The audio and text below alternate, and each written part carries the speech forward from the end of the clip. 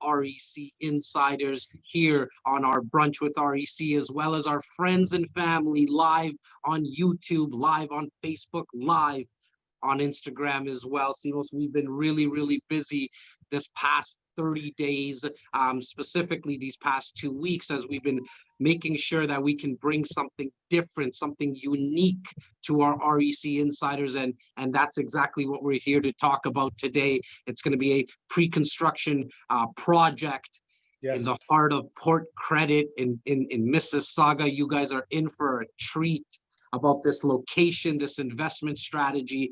And again, a big congratulations to all of our insiders that got into the Taylor investment at Queensway and Kipling about a month ago. I can't believe it's gone by that fast. It was actually probably about 25 days ago.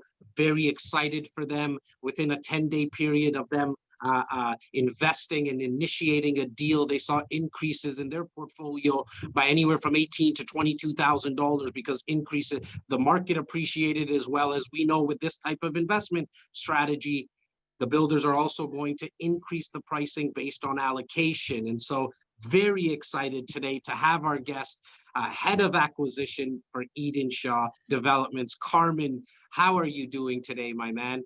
I'm doing good, man. Thanks for having me. And thanks for allowing us and welcoming us into, where are you coming in from today? Are you coming in from the cottage? No. You guys, because of this thing, I couldn't go up to the cottage. Well, thank you. So even a bigger thanks to you, because I know you were planning to get to the cottage before the big launch and before your life turns upside down. We always say that once we go into a new investment opportunity, our team's lives get turned upside down. And so I appreciate you sticking by. We know how busy you are. Essentially, we're going to get right into it, guys and girls. Thanks for again. I just want to give a quick shout out, Jazzy. Today, above and beyond, typically there's anywhere between 2 and 350 people from the REC insiders on this between the different platforms. And just to bring Carmen up to speed, today we have a special guest group, and a big shout out to the team at Keyspire that put out the word to their elite membership to join us today. So a big shout out to all the Keyspire members that are going to be on here today. Give us a big wave in the chat if you'd like. I saw lots of people are coming in from Vancouver, so it's 7:30 in the morning there. So thank you for choosing to be with us and spending your morning at 7:30 a.m. Up and with the REC. We appreciate you and we value you. Thank you everyone for being here. And we can dive right into it. And I have a guest behind me. Let's get right into it, Carmen. We're going to be speaking about the new condo project, Westport, in the heart of Port Credit. Why did Edenshaw want to develop in Port Credit? What brought you guys to Port Credit? Well, it's like a two-pronged answer to that question.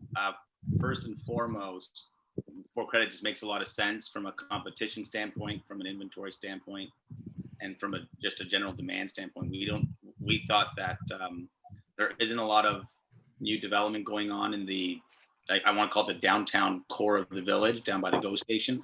So the principal and I had our eyes on a site that made a lot of sense, which is where Westport was, and made a conscious effort to go after that along with a couple of others. And we just believe in the area, but I think also because, we're from Port Credit.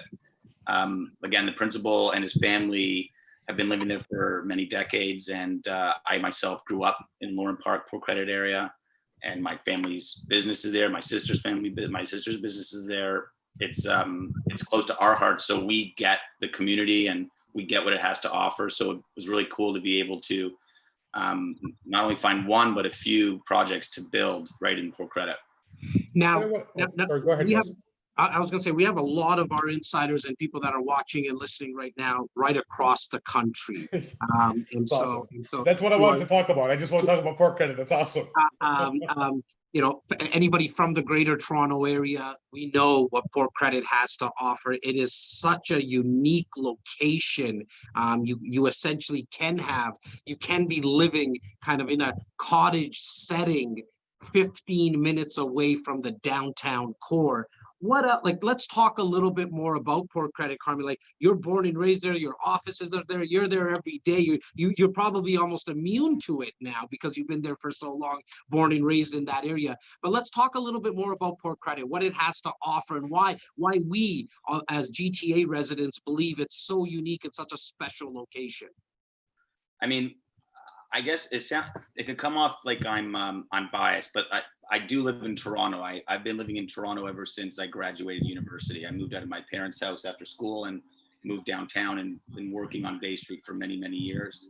And yeah, right. I became very much immune to Port Credit because it's where I grew up, and it's just like my second skin. It's funny because as I started getting older and more developed in my career and along in life, I find myself hanging out in Port Credit more so than I do in Little Italy anymore, or Yorkville or King West or anywhere in the city. It's almost unoriginal downtown for me now. I don't know how to describe that. So, you know, with that little caveat, Port Credit's special because, again, it's location, obviously, in terms of always feeling grounded by the lake. I don't know how to describe it, but when I'm too far north, I feel like, where's the lake? I might feel claustrophobic surrounded by cement. So what's cool about Port Credit is you see the, always know where you are in terms of reference to the water. Yeah, has almost like a Niagara on the lake feel as it relates to the strip, but with a lot of activity, restaurants. It's a little bit more of obviously a younger vibe. And a quaint feel too. It doesn't feel like King West downtown. It's a different feel. No. It's a different No, feel. I don't want to say cottagey feel, but I don't know how to describe it. It's just a really cool villagey feel, but it has a lot of great restaurants and like a lot of festivals in the summertime along the parks. Great outdoor. If you're into okay, so we're across the country here. How's this working? Right across country. Oh yeah, buddy. Coast to coast. All my friends in the West Coast are super into sports, right? They're always on the mountains. They're always on the water. They're surfing. They're doing all that stuff. Port Credit and the people I grew up with are like Toronto's versions of Vancouverites. I don't know how to describe it, but everybody wakeboards, everybody snowboards, skis, is on their bikes, playing hockey. It's a very active community. I grew up rowing on the Credit River. So I think because it's a community that's very much going to work downtown every day, but surrounded by all of this nature, you have a very active community group. And I think that's what kind of separates it from a lot of different places.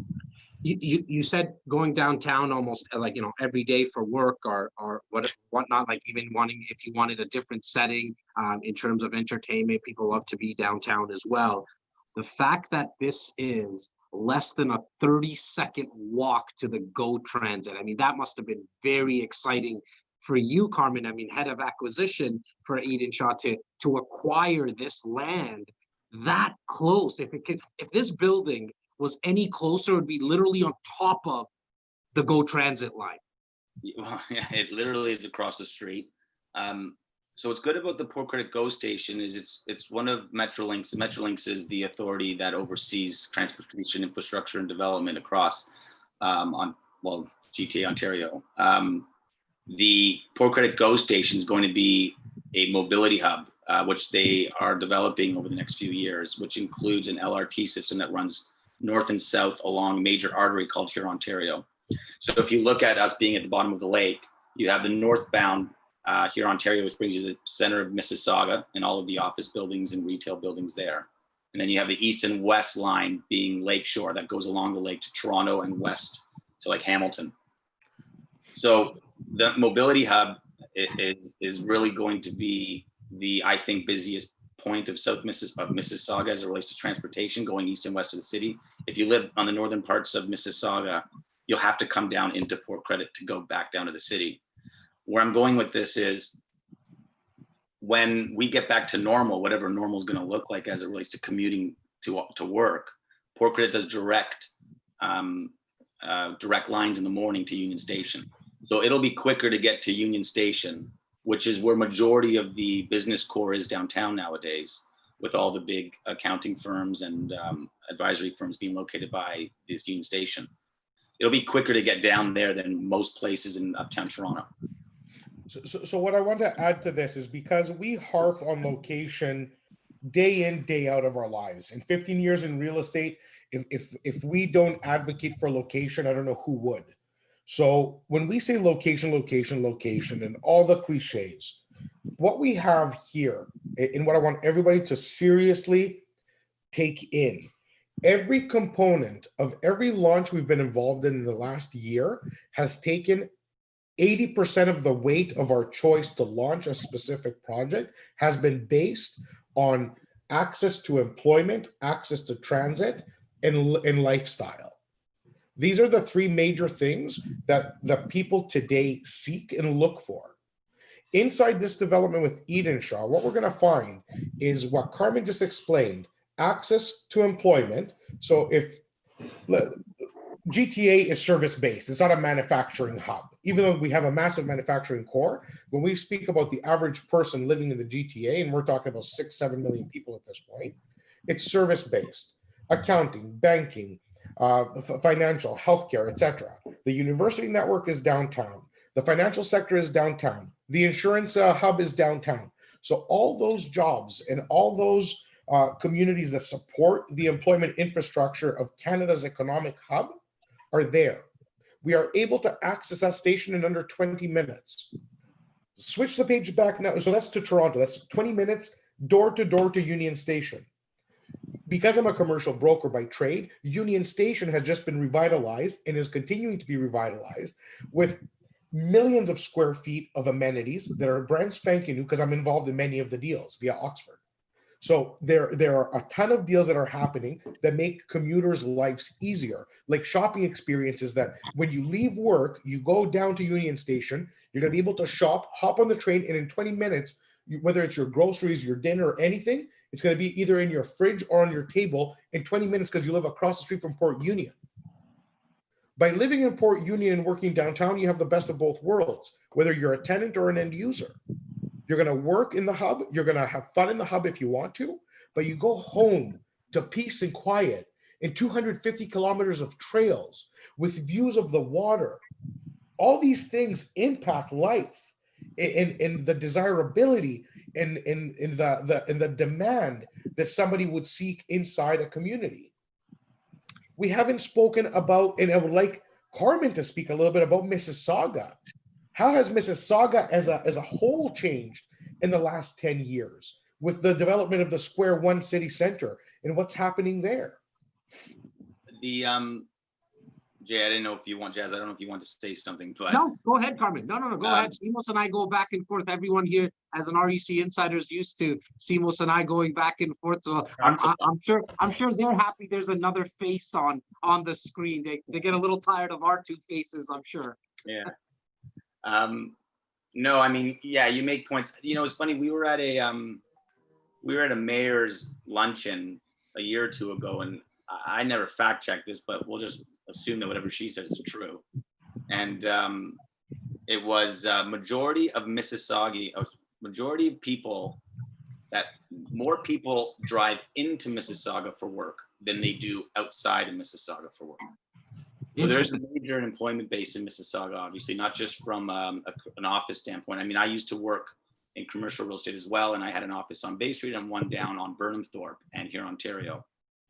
So there's a commercial hub, there's a retail hub downtown, down at the Square One City Center. And then there's obviously a manufacturing base and warehousing base and light industrial base in the northern parts, Heartland Center type areas of Mississauga. So there's a lot of employment in Mississauga. I don't want to alienate people that live in Mississauga thinking that you only go downtown to work, because there's a lot of people that are going westbound, going northbound, and, you know, that still want to be in Mississauga. I have a lot of cousins and family that live in Oakville and live in Milton, and they don't want to move downtown. They never have, but they want to move to Port Credit. So they're coming from the west being pulled in to Port Credit as opposed to being in the city being pulled back. So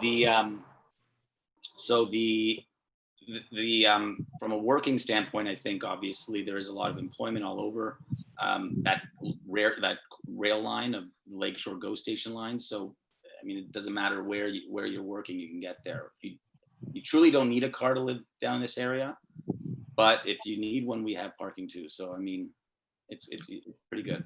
let's actually go into the project and to the building in itself right now. So we mentioned that it's five giant steps, five Simos steps away from the GO Transit, okay? Which for me, it really is the number one reason that we chose this project. As everyone who's watching live on YouTube and here on Brunch with REC, we get approximately 50 projects at our desk. This desk that I'm sitting on right now, Simos goes out and makes his relationships, brings the projects to the table here, and then I kind of go through the due diligence and figure out what's the 8 to 10 projects that we're going to get real loud about every single year. And if we're taking the time and asking Carmen to not go to the cottage, this is obviously one of those projects that we're very, very excited about. It checks off on everything from the perspective of the location. And now I want to speak about the building, because the builder and the building are something that we like to definitely and need to look at. Let's speak a little bit about Edenshaw and what Edenshaw has done in the past, and maybe what you kind of are forecasting for the builder as well. Edenshaw has been around for about 10 years or so. You might be familiar with one of their projects. They're multi-award winning developer, Chaz, which was a high-rise condo in Yorkville. Beautiful building. Yes, we worked that one. Yeah. Kind of sets the standard. It set the standard early on in Yorkville development. Yeah, I mean, COVID broke out. We were supposed to party on the deck that overlooks the city. And walking around there with our designers, they're like, "Holy crap! This thing is still very relevant. Still very really good shape. It's been managed wonderfully, and it's still, you can see the quality is still there. It's a completely relevant building." It's funny because a lot of buildings of that vintage, for some reason, already look dated. So nonetheless, that was that's an example of a building of our history and our attention to detail and the quality of the work. We have about 1,000 units in our pipeline coming up, including Westport, that will be developed in the South Mississauga, GTA, Toronto area. So from a development standpoint, or from an inventory standpoint, we're set up to do a few more projects in the near term that are going to be focused on good design, good development, and good location. And so this building right now, it's a little over 350 units, I believe. Correct me if I'm wrong there, Carmen. Yeah, 359 units. They're ranging in size from like 500 square feet to 1,000 square feet. Which is fantastic because of the location, we're gonna be able to cast a big net. I mean, 95% of the people that are watching this right now are investors, and so we need to look at who's going to be our customers / tenants. And in this area, we're able to cast a big net for somebody who's thinking about maybe downsizing, or people who lived in Port Credit in the past, left Port Credit, and now they want to come back. It's tough for them to afford the average north price of $1.2, $1.3 million homes that surround this project. We're going to be able to cast that big net for tenants, for anybody looking at smaller units like 500 square feet, like Carmen mentioned, right up to 1,000 square feet. I think you guys did a fantastic job by making sure that you gave a wide variety of units and selections. And so does that livable include units? One bed? They're One very bedroom? livable. Starting at 500 square feet, they're very livable. We've been able to see some of the floor plans, and I'm going to make sure that I give you guys the place to go to get more information. So just sit tight with us for everybody that's watching. Carmen, speak more about the building, about the amenity space, the suite size. We spoke about the suite sizes, the amenities in terms of the rooftop. That's my favorite part about the building. So our lead architect is a company called IBI. IBI is a global architecture firm that has won many awards, and we have worked very closely with in the past. So there's a real relationship between their designers and our staff, which is very important when putting together and designing a building. Our interior design is a company called Ciccone and Simone, which is another very well recognized award-winning design firm based in Toronto. And again, we have a lot of history working with that team as well, which that synergy allows us to really to really put together a product that makes sense from an architecture standpoint to a living, like we actually have to use usable space, mindfully designed spaces that are actually functionally going to work. The building's got about 15,000 square feet of amenities. So it's a 22-story tower, has a midsection, and on that midsection, there's a rooftop terrace that you were mentioning that overlooks the entire Lake Ontario, and you can see the Toronto skyline. It's really nice. It has like sun loungers, cabanas. So Simos and I can essentially sunbathe there. I hope nobody do Nobody up your wants to brunch see or it. anything. I think by visualizing Simos and I sunbathing, but it's an area where we can. That's what's gonna bring the people. Nobody wants to see you guys with tarps off. Nobody. That's not true. That's Carmen, gonna it's bring not the tenants. true. That's what's gonna bring the tenants. Yeah. Sorry, continue, Carmen. So there's aside from that terrible site that you put in my head. We just killed the rooftop. We just killed the rooftop. It's not bumping anymore, boys.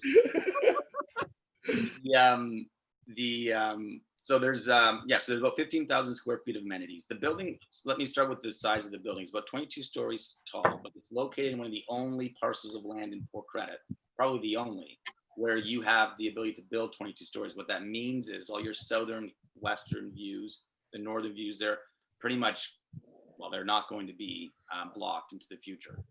Everything south of Park Street, which is the southern boundary or southern street of this building, is limited to 15 stories. So from a investment standpoint, as it relates to view lines, you're set here. The building itself has, like I said, 15,000 square feet of amenities. So it's 24-hour concierge.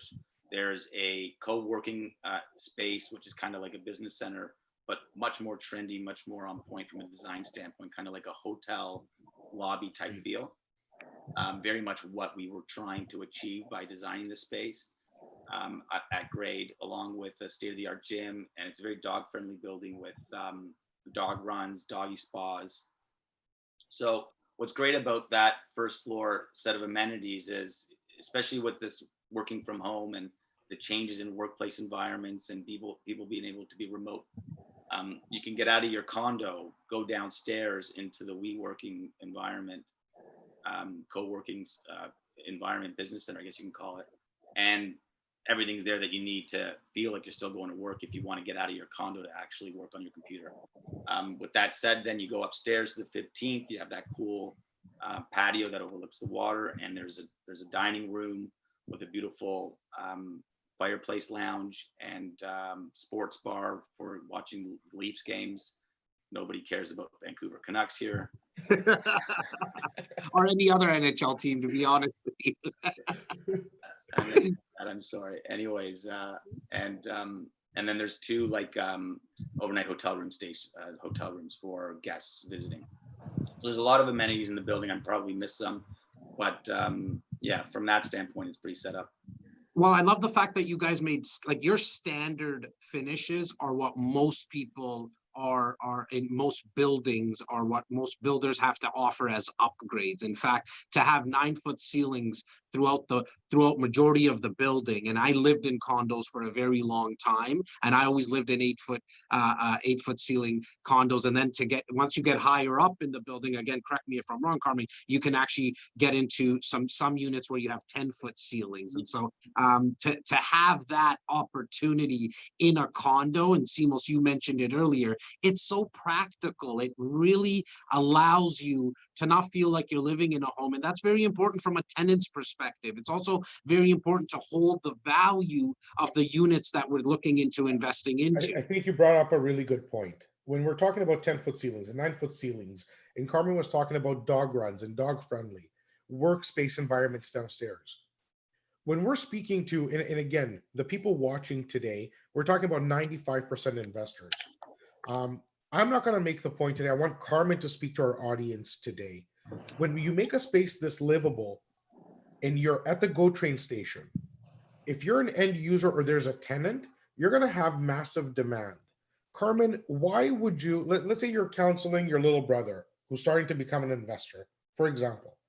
What are the key points of a great investment, and why would you say that the development you worked on is, like, we obviously believe, for us to bring this on, we feel that it's a great asset to our audience's portfolios for a reason. but why don't you hit the key points of a great investment, what it means over the next decade, what we can anticipate out of this investment? Speak a little to that. Why would somebody in our audience feel, you know what, this could be the one for me? Why? So, and this is tough for me to answer sometimes because I've been working in real estate for a long time, but I've invested in very little condo buildings. And the reason is because when I'm looking for a condo, I want something that's unique. And I think it's very important from an investment standpoint that you invest in something that's unique. And that could mean the building itself has some kind of unique amenity or some design, which makes it separate from its competition, and its location. All I care about when it comes to investment is absorption and rent. If I'm not living there, I just care about absorption and rent. Yes, sir. Which means when my tenant moves out, how long is it going to take for me to get another tenant to move in? So that's vacancy rates, right? And that's competition in terms of what other empty units you're dealing with. So Port Credit, I've already picked my unit at Westport. I didn't buy one at Tanu, primarily because Tanu is another building that we have in Port Credit that's under construction that was more focused towards end users, I guess you can say. But from an investment standpoint, there's a lot of amenities in the building, like our kitchens are designed, everything's panelized. It's all designed and made in Italy. The homes that we build are already fully smart home set up. So we have an Edenshaw elevated offering that comes standard in our units, which is like, you can see people come up to your license plate when you drive down to the garage. So there's a fully automated smart home, which is standard in the building in the office. And then where I'm going with this is that because of this building being unique, it's going to be very easy to find tenants to live here. Aside from this, you have Port Credit, which is an area that people want to live in, not just from, I guess, Mississauga, but from the Western GTA as well, along with people moving back, like you were mentioning. So that connectivity and the water and the lifestyle that Port Credit has is even more of a reason why it's unique. And then you get into the inventory, and there's no inventory in Port Credit. So literally, there's 3 buildings that were built in the last 20 years. One at the corner of Lakeshore in Ontario, which is fully rented out, fully occupied, and there's no listings for sale. There's another one called Nola, which is on Ann Street, just south of us, which is fully occupied, fully rented out, and maybe 1 unit for sale, close to about $1,000 a square foot, resale, built a few years ago. And Tanu, which is under construction. Again, there's like, I think 10 units left in that development. And there won't be a lot of rental product in that building. And then us. Everything else in the Port Credit area are the classic 1980 developments, apartment buildings, which have literally a 1.4% vacancy rate. And the people that we're talking about that are going to be moving into this community aren't going to want to live in those buildings. They're going to want to live in the ones that we're designing and building right now, just from a lifestyle perspective and what the building has to offer. So outside of that uniqueness, absorption, I don't think is going to be a problem. Rents in Port Credit are as strong as Toronto West. So you're in the same price range from a rental standpoint as Liberty Village or West Queen West, especially now with prices compressing in the city of Toronto because of COVID. There's a large inventory of available units that just came up on the market. Airbnb's converted into long-term rentals, and it put a downward pressure on pricing. So you have some rents in downtown Toronto that are back to 2017 prices, whereas in Port Credit, nothing's changed just because no one's moved out. And I think also what makes it a good investment, obviously we talked about the community in and of itself, but there's a lot of stuff that's happening in Port Credit. So for people like myself and David, the principal of the company, along with people like yourself from Mississauga that always kind of knew what Port Credit was about, there's a gentrification, if you want to call it that, that's happening on the east and the west side of the river, along with another very important piece of land on the waterfront that's owned by the federal government, that the 5 to 10 year horizon is going to really make this thing blow up from a pricing standpoint. And as an investor, if you can get into a project before massive redevelopment is going to happen, that's where you win. You almost have insider information. It's the insider trading secrets, so to speak, where we know that there's going to be more development coming down the pipe in the next 5, 7, 10 years, knowing that as an investor, if you can get into a project before that starts to happen, before everyone else starts to pump money in. That's how we win as investors. A great point as well on vacancy rates and absorption rates, Carmen. Sorry, you were going to say something. You go first. I was just going to mention, and those developments are going to be complementary to Port Credit is what I'm trying to get at. As it relates to the core piece of Port Credit, which is the east side of the Credit River, right downtown, we already purchased all of the land for future development. And what I'm trying to get at with that is, while those master plan communities are going to be beautiful, and it's going to bring a lot of excitement to the waterfront, there isn't any development literally on the GO station set up in the village that will be available in the future. So the community will grow technically around you where it can, but those prices will be not nearly at the numbers that you're going to be coming in at Westport at. And for anyone who's watching like outside of the Greater Toronto area, look, I mean, Carmen mentioned it earlier, he's a little biased towards Port Credit. Both Simos and I are obviously very biased to the Greater Toronto area. We're born and raised here. 100% of our personal investments, aside from ones that Simos has up in Red Deer because he was from there, all of our investments are here. And 90% of our clients' investments are in the Greater Toronto area.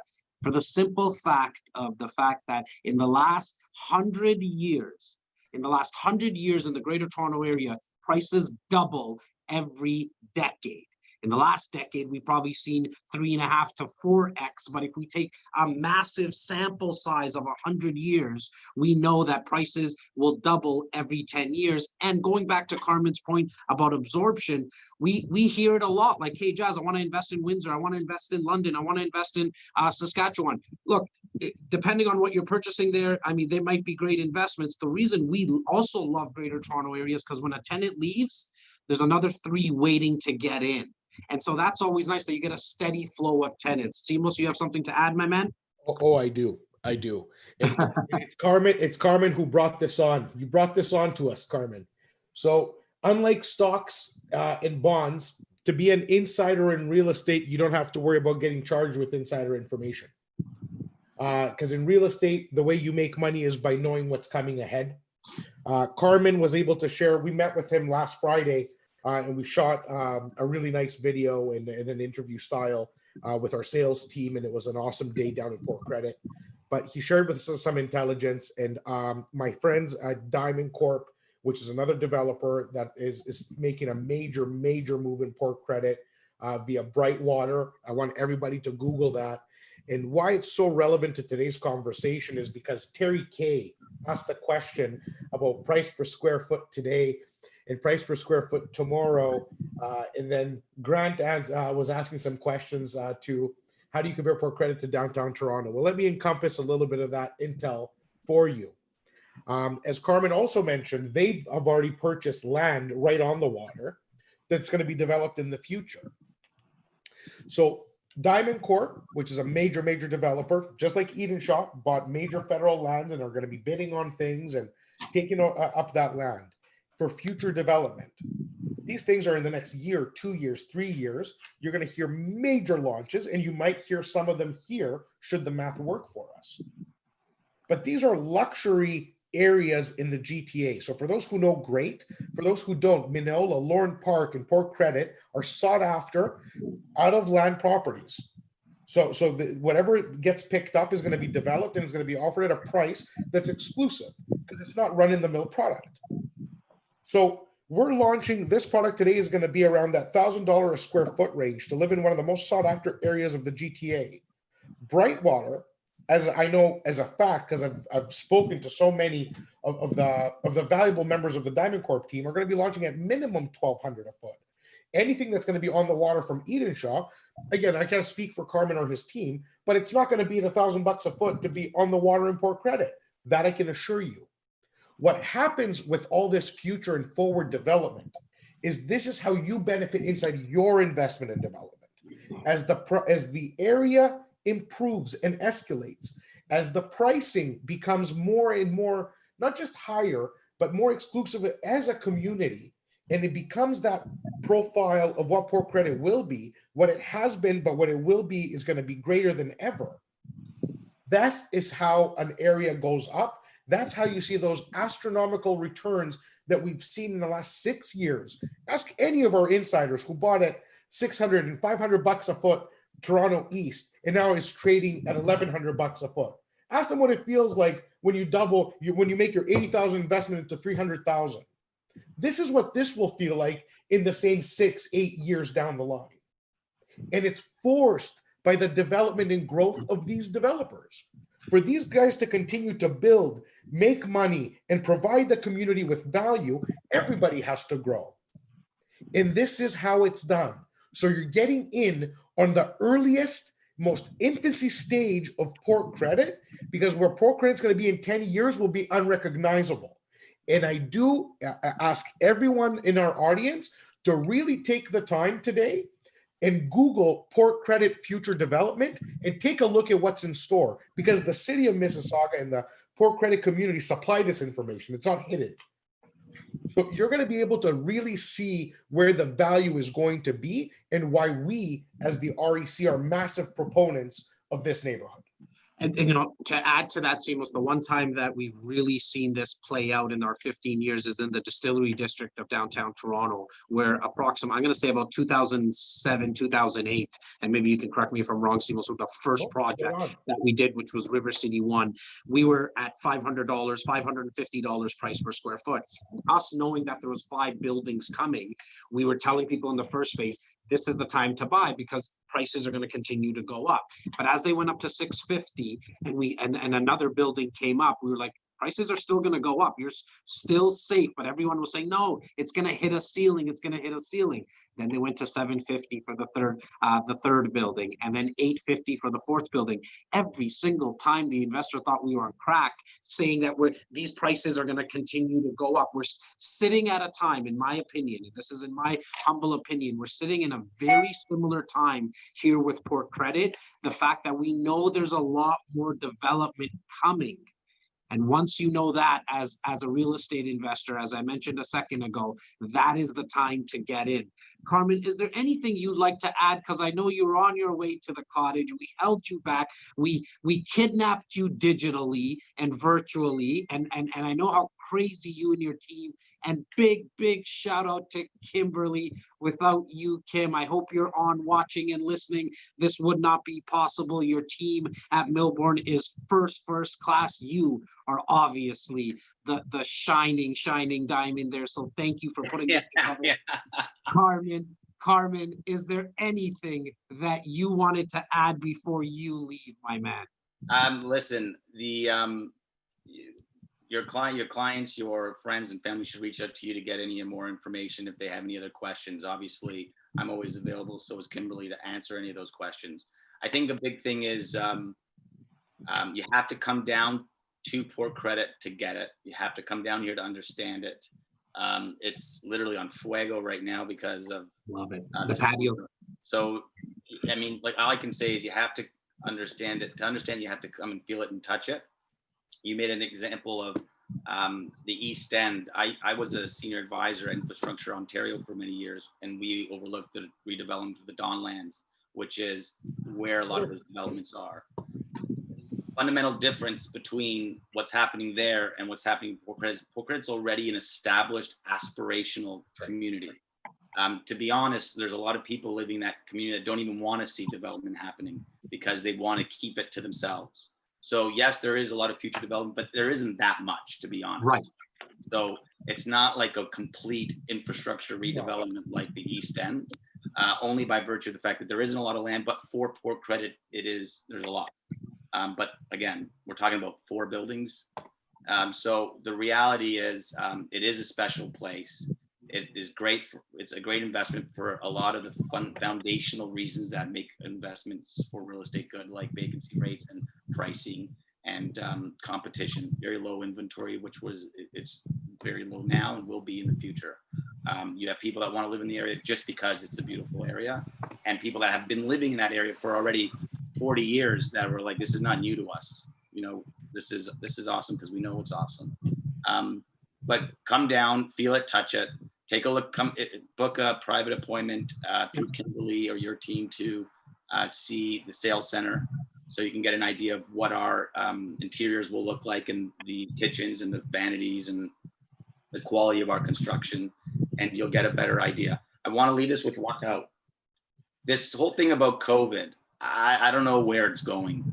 But what I am finding, especially amongst my peer group, is that the city is becoming a place where people aren't 100% sure if that's where they want to live right now. I think The Economist came out with an article about 80% of the people that live in downtown New York, if they're not required to go into the office anymore, don't want to live in Manhattan. So I don't know if this is a trend that's going to happen in the long term, or if we're going to go back to the way it always was. But I think there's something about going through the last 4 months of not being able to use the city the way that we were used to using the city that made us want to be somewhere close to nature.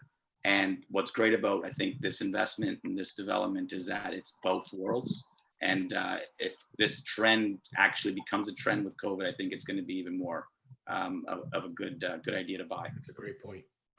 Thank you so much for your time, Carmen. I know you need to head off. For everyone else, we are going to still be on here. We are going to take some questions.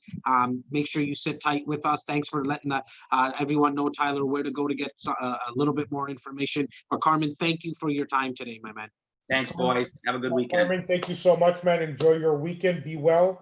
And I'm sure we're going to be tapping into you for more insight, man. Thank you. Anytime. Ciao, boys. Ciao. Ciao.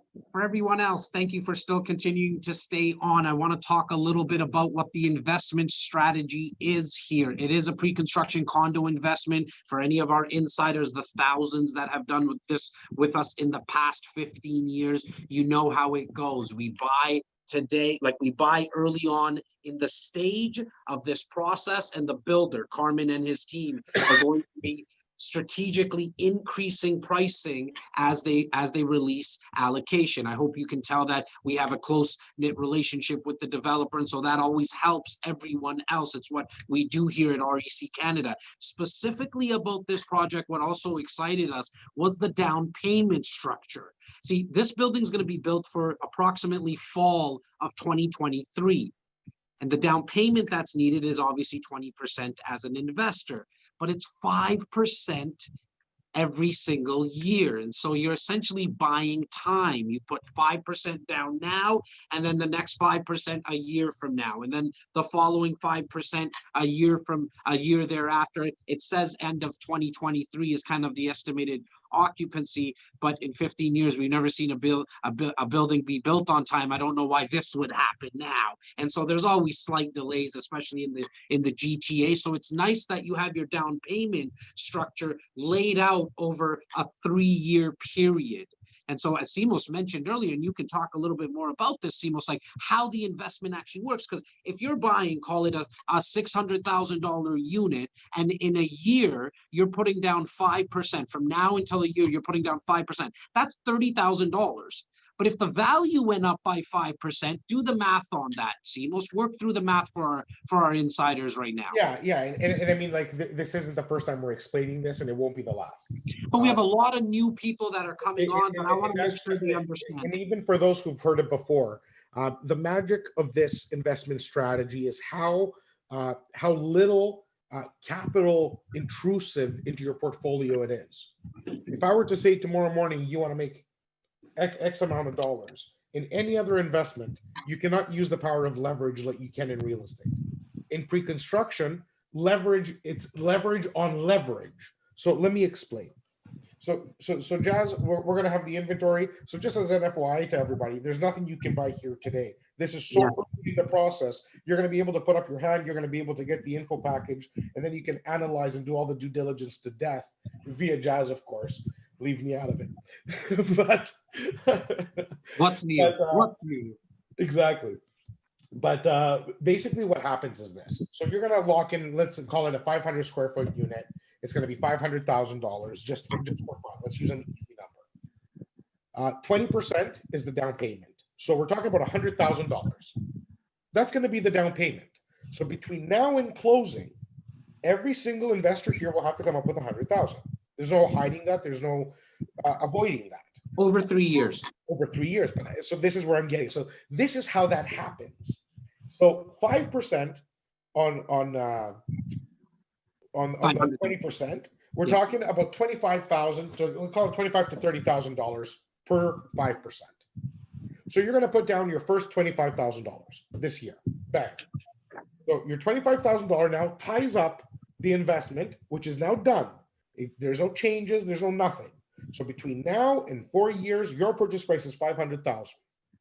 And then we have the open market in Toronto, in the GTA. The open market has been performing for the last 40 years at almost an average of almost 7% appreciation per annum. Let's be conservative though.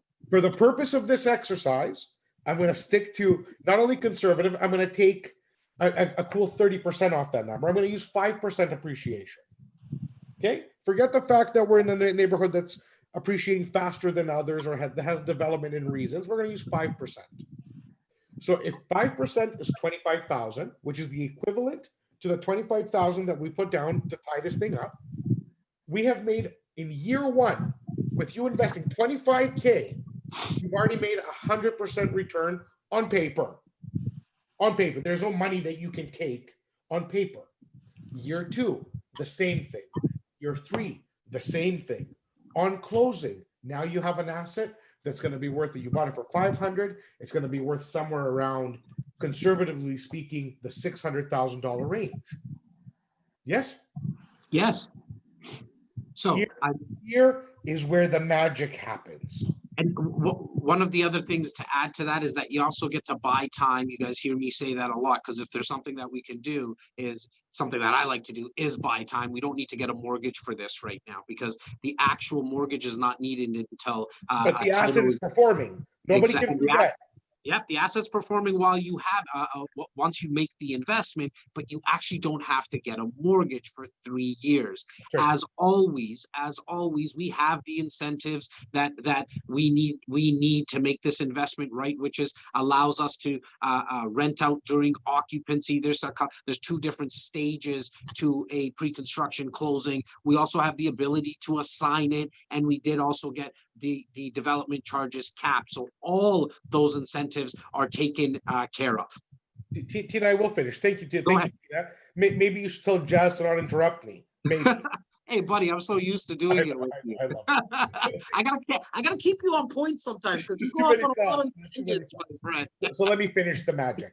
And this is something that both me and Jas wrote an article that was featured last February as the cover story for Canadian Wealth magazine. It was exactly that article, which is how me and Jas built our wealth initially. And I'm going back 13 years when we started investing and when we were both selling residential real estate. This is before I made my break into 100% commercial. This is before Jas made the break into 100% investment. So we're both hustling, selling real estate, open houses, the whole bit, but we invested on the side, and this is how we made it happen.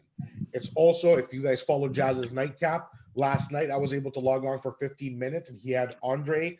Big shout out to Andre, Luciano, on the show, talking a little bit about their success as investors.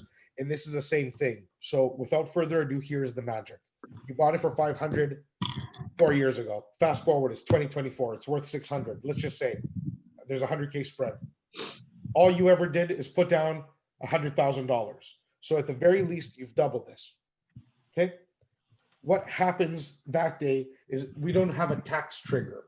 We have so many options, it hurts. Okay. The magic is in the refi. The magic is working with an all-star team that includes a broker and an accountant.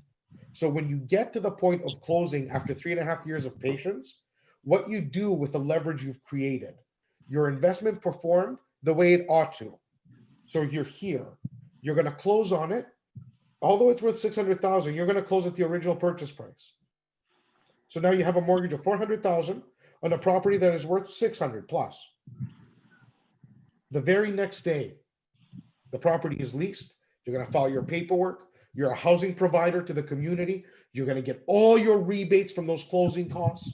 There's more magic. But you're also going to put in an application for a refinance to your institution. Interest rates today are at record lows. Interest rates tomorrow and for the foreseeable future.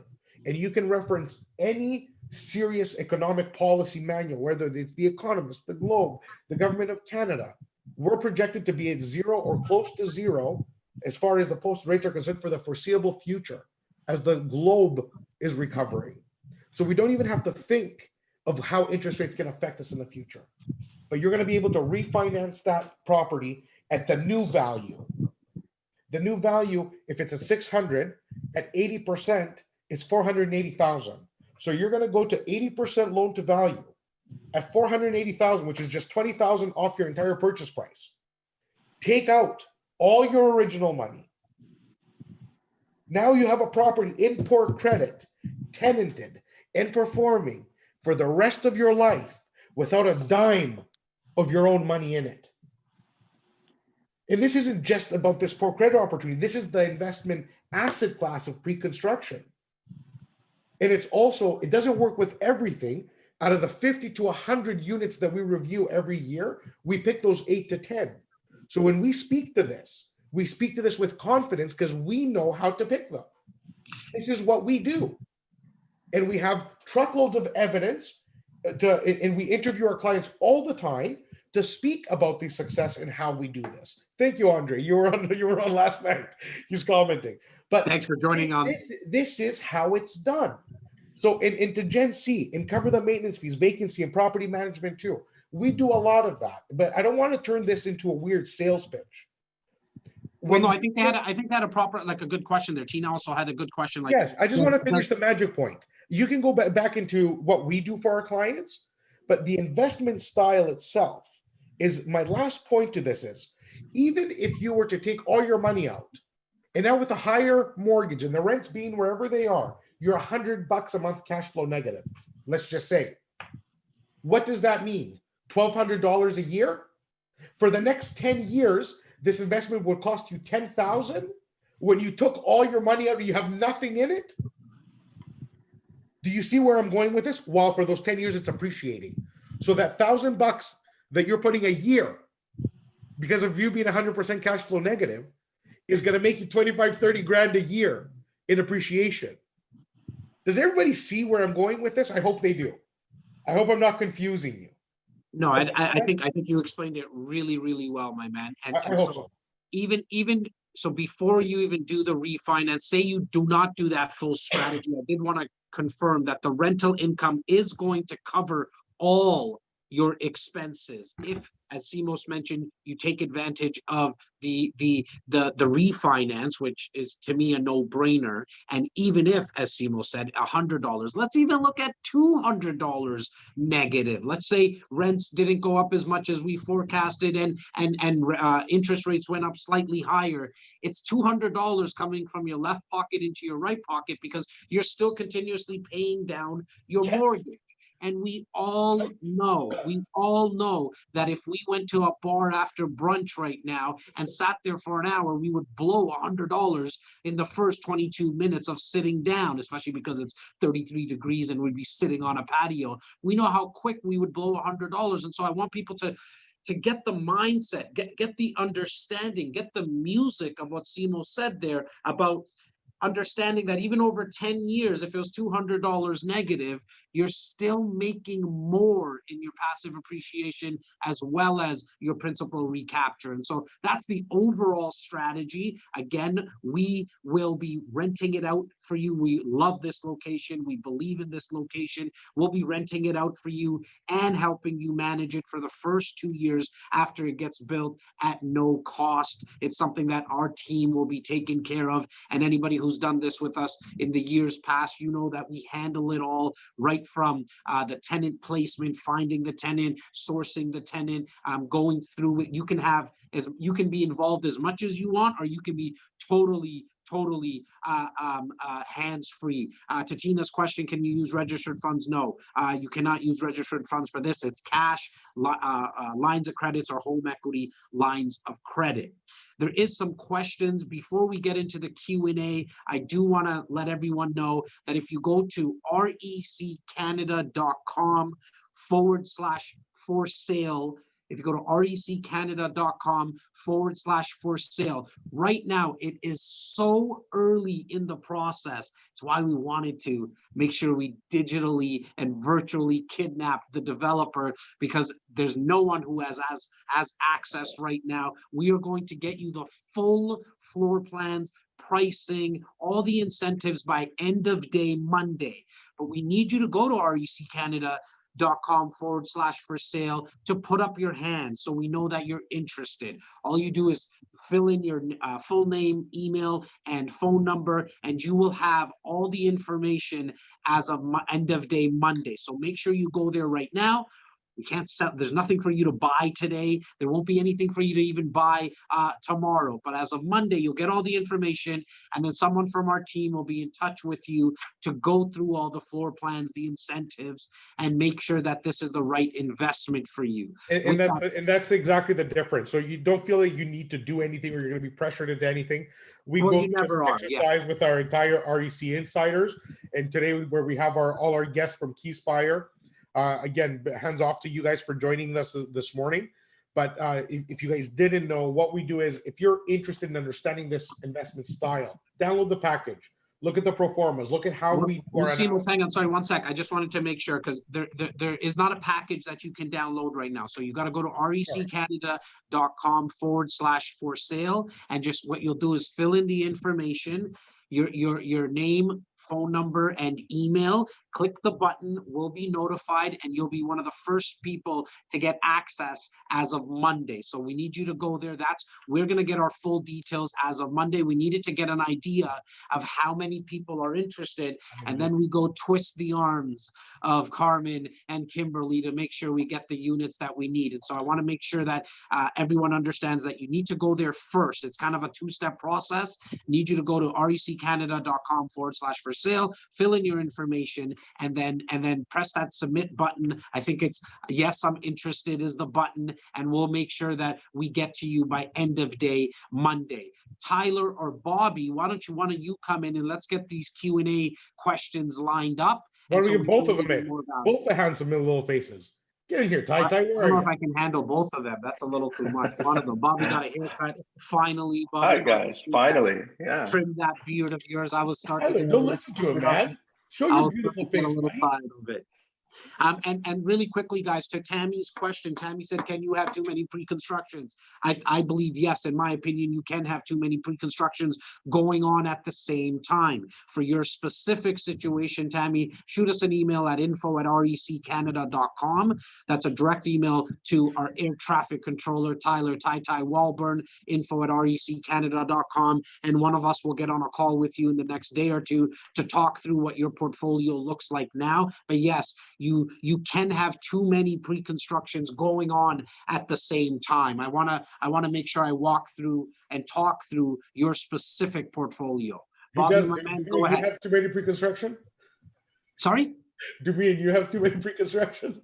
No, I think for me personally, and I think you'll attest to it, Simos, I mean, I don't like to get past that 3 mark, to have 3 at the same time going into closing, because I'm a big believer of diversification. As long as you don't have 3 that are more than 3 that are coming to close, because one thing that we need to watch out, and what we're doing from the 30,000 foot view with our insiders, is making sure that you're not over leveraging yourself. We need to hopefully close on these, and you can definitely do an assignment, but we need to make sure from that 30,000 foot view that you're not over leveraging yourself. Well, right? Jazzy, so, you can say what you want, because we do have actually 4 coming, me and you. No, and I can tell you with great certainty that Westport, I know where, I just know what's going to happen. On Monday, me and you are going to pick a unit, and we're going to sit down, and we're going to take a look. And Simos thinks he can spend my money all the time. We'll see about that. Bobby, my man, go ahead, brother. Go into it. I mean, can I let him spend my money then, Jas? If you're out, I'm in, right? Simos, let's go. Let's go. I have a special connection with Jazzy. I like spending his money. Yeah, that's true. That's true. From Grant, right around 11 o'clock, so we may have answered a little bit of this, but how do port credit condos compare and appeal to traditional downtown Toronto condos? just from a supply and demand perspective, there's a lot more supply in downtown Toronto than there is Port Credit, which is something that we always like to look at. We're going to have more tenants. We're going to be able to rent it out for a little bit higher in Port Credit as well, because there's just less supply, and there's definite demand already. And the fact that this is so close, like when I originally was told, and Simos and I were originally told that this is a couple of minutes away from the GO train, I was like, okay, great. Then I drove there, did the video. We made a video. You'll have access to that video very soon. It's like you could throw a rock, like a little, just like just a little layup. Like that's how close this is to the across the street.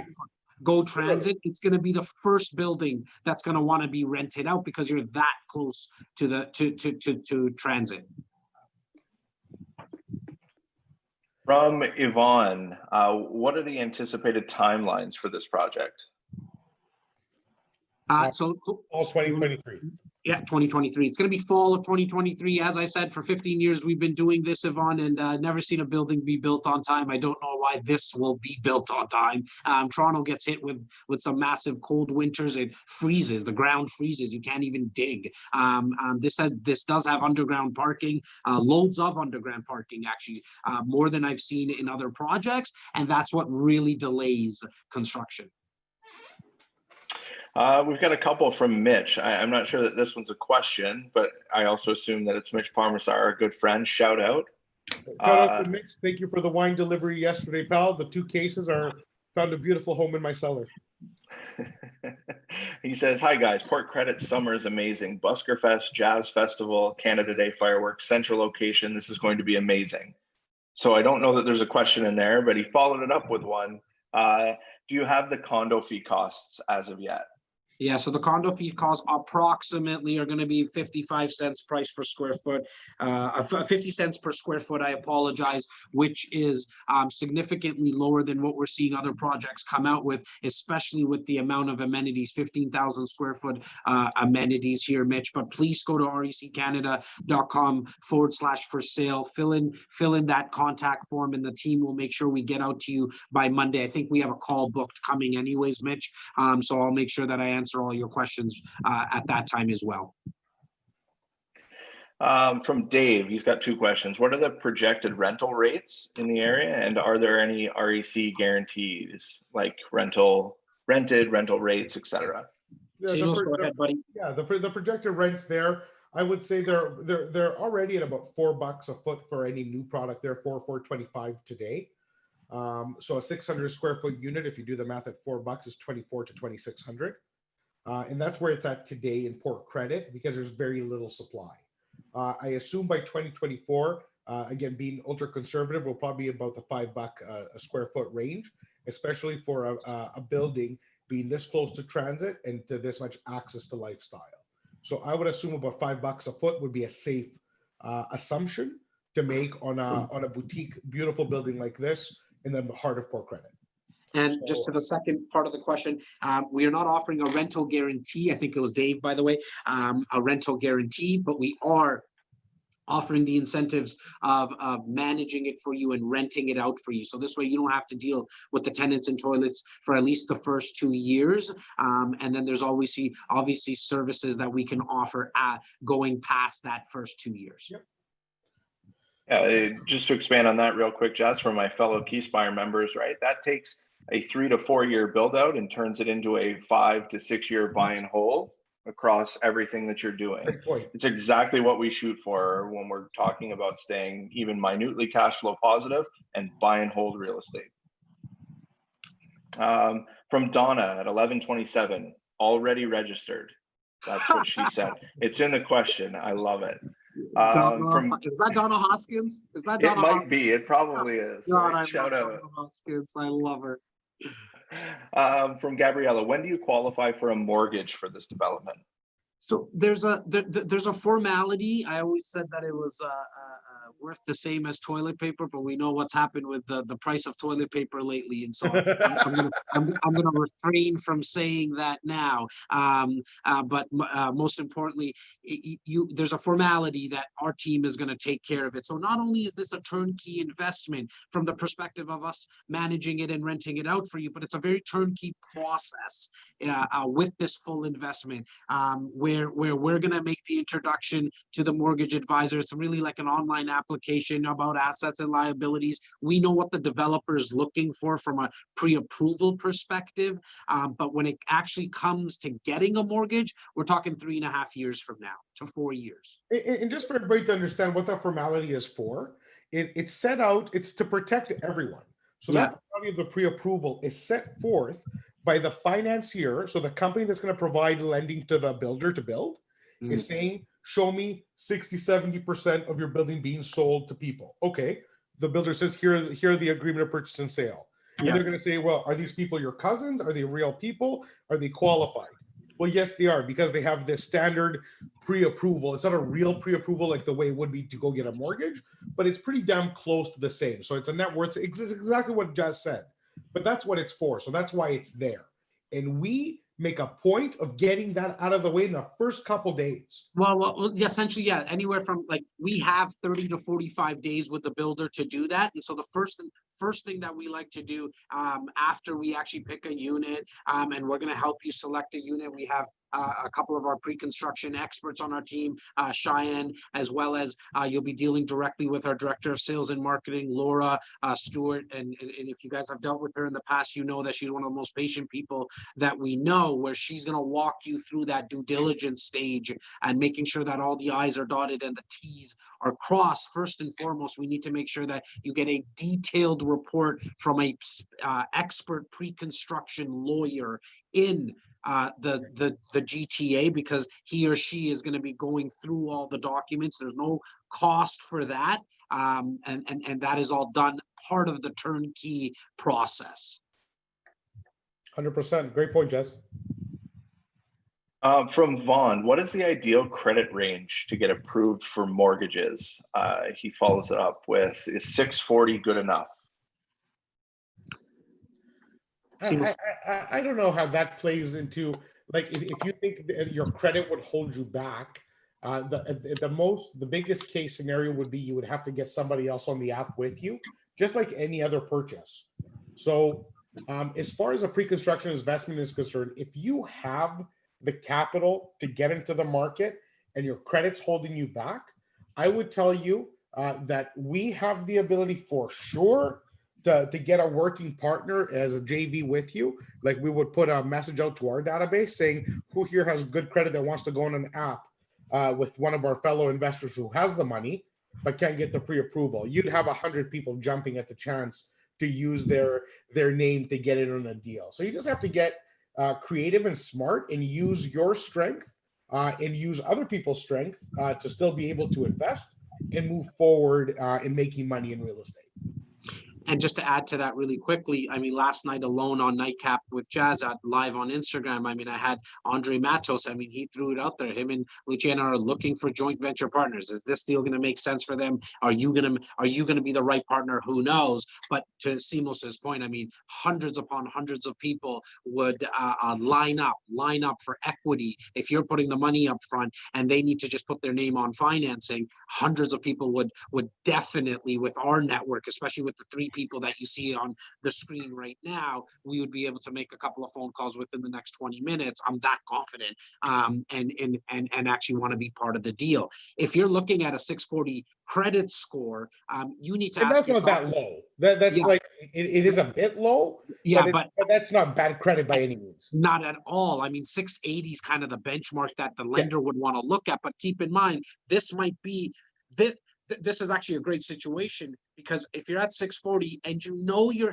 going to be trending to get a higher credit score because you're saving more aggressively, you're paying down the debt that you have outstanding, correcting the mistakes. I call them mistakes on your credit report. If you're trying to correct those credit mistakes on your credit report, you got 3 and 3.5 years to do it. So now you're going to be forced to do it. Another quick question came into the panel there, into the comment section. Is this ideal for first-time home buyers or investors? My answer to you, I actually believe this is probably the best investment strategy and don't let my passion influence you, but it is one of the best investment strategies for first-time investors and young investors. Why? Because it's a forced savings plan. You have to put 5% down now. Every year you're going to be putting down 5%. And it's also the length of time. It gives the first-time investor the time to learn. Yeah. The time to be grounded, the time to save, the time that it's going to force you to have a 4-year hold, where most first-time investors can get spooked easily and sell out of place. Here you can't. Yeah. Here you're going to be forced to see what a buy and hold will do for you. And look, I always go back. From our experience, buy and hold will make you the most money you've ever made in your life. I always go back to the launch that we did 3 years ago, right at the down, right. It just happened to be in downtown, which was Richmond and Peter. Average prices that people bought at were about $350,000 today. Like, we're renting out units as we speak. Today, those units are worth a little over $600,000, $630,000 approximately. Bought at $350,000. Worth more than $600,000 in 3 years. It almost doubled. I mean, that's been one of our most successful projects that we've done to date. And now those investors are going back and using, a lot of them, the strategy that Simos was talking about earlier, about going back and refinancing, pulling out all their money, and now own the $600,000 unit on the low end with zero down. Not only pulling out their money and completely mitigating all risk, in that case, because the profit is so high, they're taking out their money and another 120K on top to buy their next investment, half of them that are reinvesting into Westport. So it's hilarious, but not really. So everybody get your head straight, really if you need to replay this. If you need to call us to talk about it. And we have tons of time. And here's the cool thing, right? Here's the cool thing. We have tons of time. You just got to get to that website that Tyler, if you don't mind putting that back up there, put up the website there. Thanks for that, buddy. Wow, you're quick, Ty. Appreciate that. Just get there. Then by end of day Monday, we'll be reaching out. The team will be reaching out to you with all the detail. There is not, if you're new to our family, if you're new to the REC family, there's one thing that, all kind of jokes and joking aside, we like to have a lot of fun, but there's one thing that we do very, very well. And please ask the community about Jas, Simos, and the REC crew, that we will make sure we take the time to go through to see if this is the right investment. We're not in the business. We're not in the business of selling units. What we do here at REC Canada is help build out real estate portfolios. And half the conversations we have, if not more, but minimum, half the conversations we have are selling people out of the investment strategy because we just feel like it doesn't fit right for them. It's not the right time for them. And so I really want you to take advantage of the resource that you have right now, which is us. And that's either through these webinars, our podcasts. We produce about 20 pieces of content daily on all the platforms. We're not hard to find. Quick answer to Tina's question: can you rent out during occupancy? The answer is yes. From Lisa, if I got in on the Taylor, is getting in on this opportunity too close for closing dates? If you got, great question, Lisa. I gotta just run through my head right when Taylor's closing is 2023. We need to speak. You and I need to speak because I know we did this. We did Taylor together. I need to work through your capital, like what capital you have, where is it coming from, and let's see if we can time it. Great example. Thank you. I mean, I couldn't have timed it better. This might not be right for you because of the fact that it was close to Taylor. Really, I'm not concerned about the closeness to Taylor because, as Simos mentioned, we have 2 closings coming up at the same time. It's your ability to close. It's the ability to close on these. And are you going to be able to, are you considering a joint venture partner? Maybe do we assign one? Not that that's our macro thesis. Our macro thesis is buy and hold, but you might want to assign one before you actually come to closing. Just to add to that, to anybody who bought in the last even 6 months, forget just Taylor, that was a month ago. But if you bought in the last 6 months and you're worried about that, book a conversation. The only issue I have is the fact that I know what the market's going to do in the next 3 years. And I'm extremely bullish on it. So I know there's a massive increase in both prices of rent of rents are gonna go up quite a bit, and so is the condo prices, because there is going to be a massive supply crunch again. People always like to kind of like really sensationalize bullshit news, but not really looking at the facts. I know personally, because I go to the I go to every conference there is. I'm the guy who goes to the boring conferences and follow the market extremely closely. Anybody who has an argument, I'd love to speak with you about it. But in my personal and in my professional opinion, I'm very bullish on Toronto right now. I'm very confident in Toronto today. And GTA as a whole, right? I mean, but COVID, like people want to talk about COVID, COVID has accelerated and made me more bullish than ever, because the supply chain has been affected, which means there's going to be delays to construction, and the housing crisis has not been at all addressed whatsoever. So anybody can say whatever they want. Facts speak for themselves, and I'll see you when I'm making money. And I think it's safe to say that the rest of the world again is looking at Canada through this time of the pandemic and saying, wow, did you guys ever take care of your people? Well, how? Well, we gave $2,000 a month real quick. And some might say that it was too much, and some might say it's too little. But at the end of the day, we took care of our people. I mean, if you look to the south of us, I don't even think they got their first $1,200 check yet. You know, there's a lot of people who didn't get that. And if you look at other places in the country, you just don't see that. You don't see what we did here in Canada, and the rest of the world is looking like my parents came here as immigrants in 1973, 1974, and I still have family in India, like in the village right now. Their lifelong dream is not to own an investment property. Their lifelong dream is to come to Canada. Like, all they want to do is get here.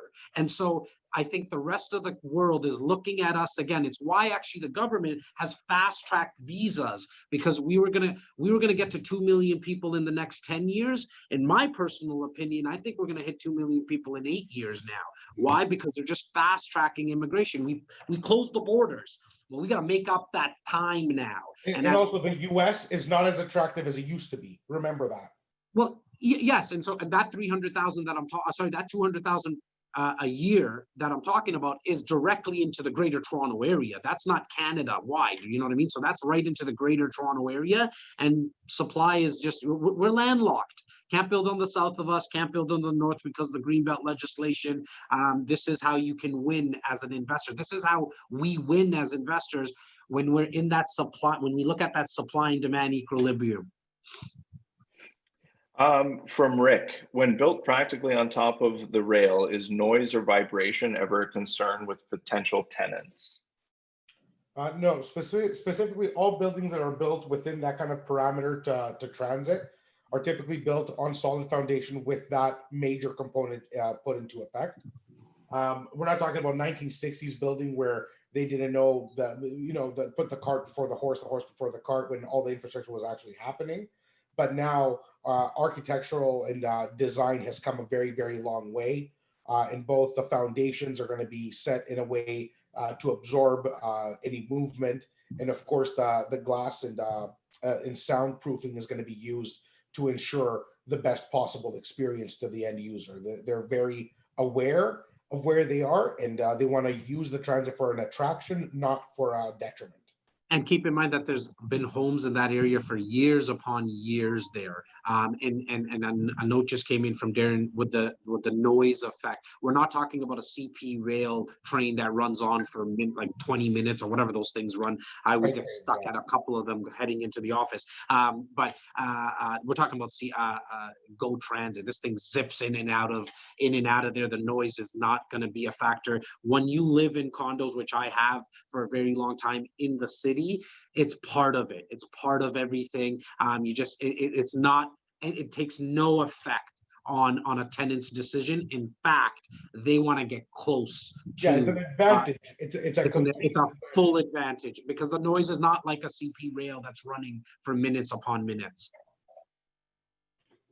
From Donna, do any lenders base the mortgage on the actual market value in 2023? Or do they always just base mortgage on actual purchase price in 2020?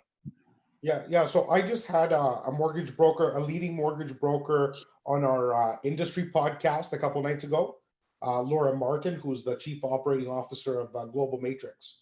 And she actually made a point to that. So there are lenders.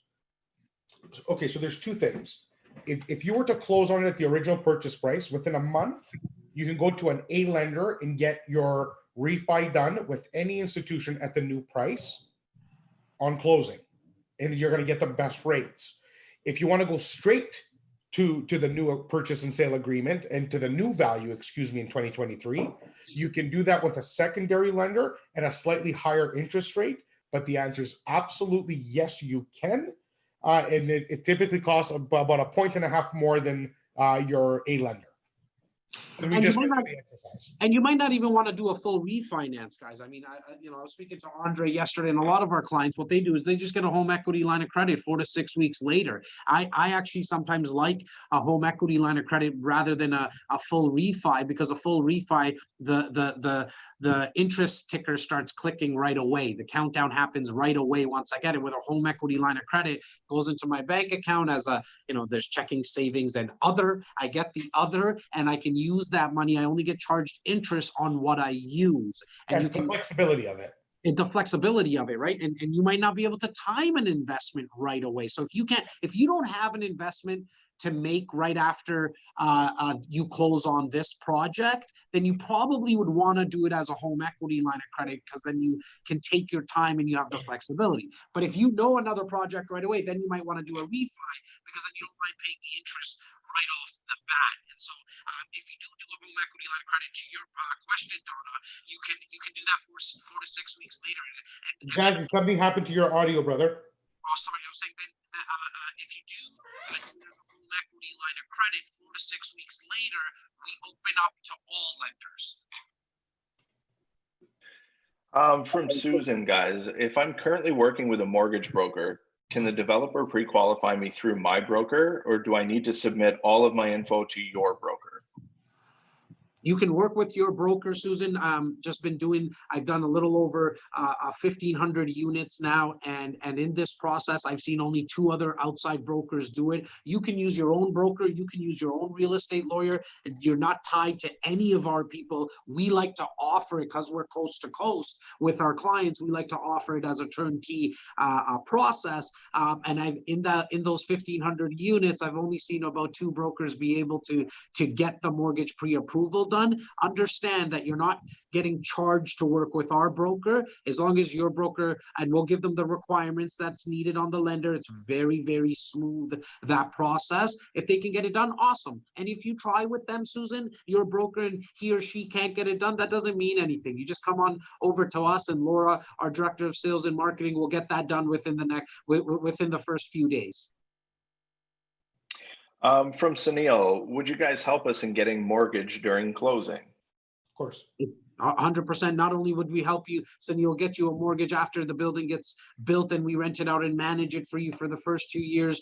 That's obviously, we cover everything from the plumber to the electrician. But past that, and even right now, as of today, if you have a property in Saskatchewan or Alberta that you need a plumber or electrician, please send an email to info@reccanada.com. That's info@reccanada.com. And as an added on value service here at REC Canada, doesn't cost you anything. Tyler Walburn, who is also the air traffic controller, but he's also director of real estate concierge services, will find you any service provider that you need right across the country at any time at no cost. And I will say this, because Jazz, you kind of brushed up on it. We've literally done thousands of transactions just like this. So I can tell you with great certainty, we've worked with hundreds of service providers in our business. The people that we work with are not there by chance. They're the guys who survived the fury of deals that we put in front of them. So every broker wants to be able to say they can do it all, but they can't. And that's just the way it is. Just like every real estate agent says, like, I'm number one and I'm number whatever. The truth of the matter is, not everybody wants to work 14 hours a day. The REC, this is what we do. We're insane. We're maniacs. And the people that work with us have to be on the same wavelength. The brokers that work with us, the real estate lawyers that work with us, when we do a project like this and we have 30, 40 people coming in at a time, well, that lawyer, I'm so sorry to tell you, bud, if you want to work with the REC, you're going to take 30, 40 people in the next week. This is what you're going to do. So if you want to be the real estate lawyer for us, you're going to give our people timely advice now, complete. So, and not everyone's willing to be able to put those kind of hours. So the people we have are the best in the business and the most consistent in the business. I mean, we have hundreds upon hundreds of people here, and some of these names I don't recognize, and so I truly want to take a second to welcome you and thank you for giving us an opportunity and spending your Saturday morning with us. But for everyone else that's been with part of our family for a very long time and have done transactions like this with us before, I would love for you to raise your hand, throw a thumbs up. I don't know, I'm on so many different platforms. I don't know if you have hearts or stuff on this Zoom thing, but hands up, thumbs up, if and only if you were happy with the whole process of a certain or specific investment that you did with us. I would love for you to give us those thumbs up or hands up, just to let everyone know, let everyone else know who's new to our community, that we definitely do take our time through this process. I found this one in the chat, guys, from Gen C. If renting the unit, what percentage of rent does the lender consider in the mortgage application? I always find that it's lender specific. Some lenders take 0, some lenders take 50%, some lenders take 100%, Jen, and some take 75%. It truly is very lender specific. Here's the nice thing. There's over 477 lenders in our country. Both Simos and I and Bobby, we've been in the real estate world for a very long time. We don't even know all the lenders. And so that's why we strongly advise working with a mortgage advisor that he or she has been doing this for a very long time, because they'll be able to look at your specific situation. See, our job, Jen, really is to be the quarterback, is to be the kind of concierge and overwatch your portfolio and say, okay, because now we need a lender to consider the rental income, you should only be speaking with this mortgage advisor that knows and deals with this specific situation. If you're new and this is your first investment, we know to quarterback that situation and introduce you to a mortgage advisor that deals with first-time investors. And so, as always, just reach out to us directly at info@reccanada.com, and one of our 33 realtors and or 10 support staff will be out to you. Yeah, man, and I do see it's 11:57 a.m. Our before noon promise to end brunch is coming right up. Is there any last questions, Bobby boy? 2 more questions. Sorry? Dude, I'm in the mood today. I came off a nightcap last night, and I'm just in the mood to answer a lot of questions. So go for 2 minutes. Look, if you guys can keep them to yes, no's, we can still get out of here by noon. No. Hit us. If there's questions, hit it. Okay, Lisa came back into the Q&A and said, maybe I'll just JV with my mom. Smart. Great. Very smart.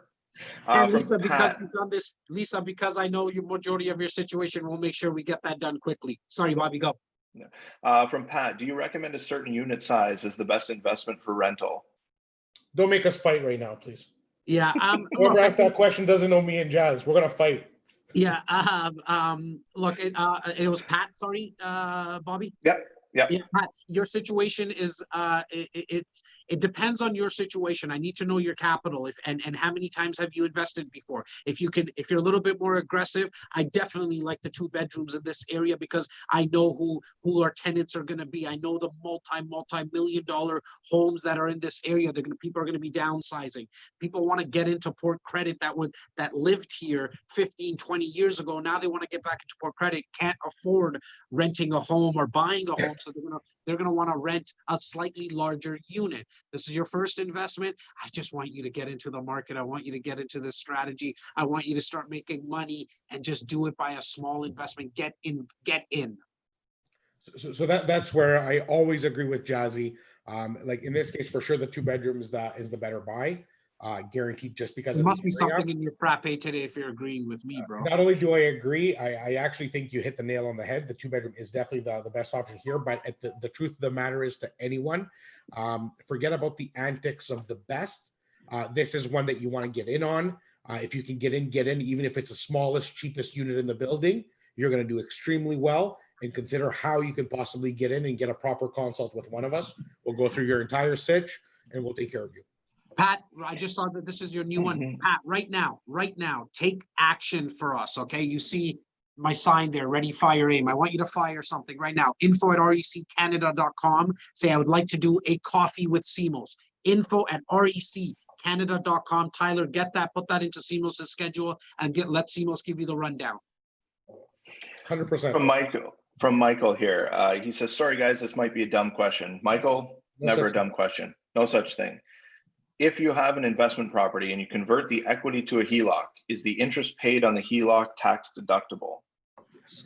Yes. That's why we love real estate. Yes. Because there's ways. Yes. Everyone talks about 4 ways to win in real estate. You win by the market appreciation, you win by the cash flow, you win by the mortgage pay down, and you win by actively doing something to the real estate, i.e. adding a basement apartment or so on and so forth. Everyone forgets my favorite way, because legally there's ways not to pay taxes. And so the answer is yes. From Susan, do any of the units have views of the lake? Yes, there is. There's definitely units facing the lake, but Susan, unless you're living in there, we got to make sure that you speak with one of our pre-construction experts, because if this is an investment property, we might not want to pay a $25,000, $35,000, $40,000, $50,000 premium to face the lake, because the tenant doesn't care. They're not going to give you more rent just because you're facing the lake. So we have to look at this from a tenant's perspective. We have to look at this from an investment perspective, not an end user perspective, because at the end of the day, we want to make sure you make money on this investment. And where's the ROI? What's the biggest ROI, the biggest return on your investment? And sometimes it's not with units facing the lake. Well, and just remember, I want, if a single person out of the 300-400 people that are on this call, if a single person can tell me a tenant has ever asked them, may I see the floor plan and exposure of your unit?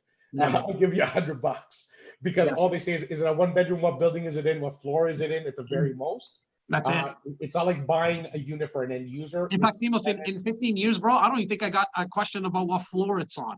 Never. That would be the most. Yeah. That would be the most. Good point, man. Good point.